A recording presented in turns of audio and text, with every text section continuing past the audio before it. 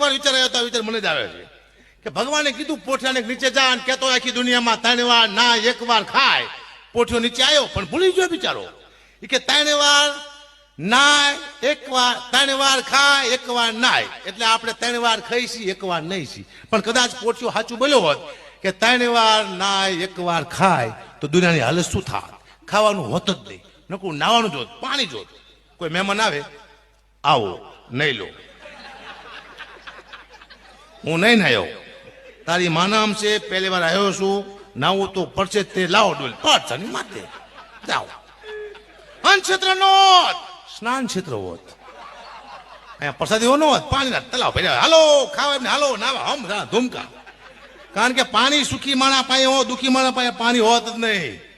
અમારે સુધીરભાઈ જો સુખી માણસ નામ મોટું હોય કે ભાઈ સુધીરભાઈ ની વાત ન થાય, હા જો હો મારા નવરાજ પછી એકલા ના છે.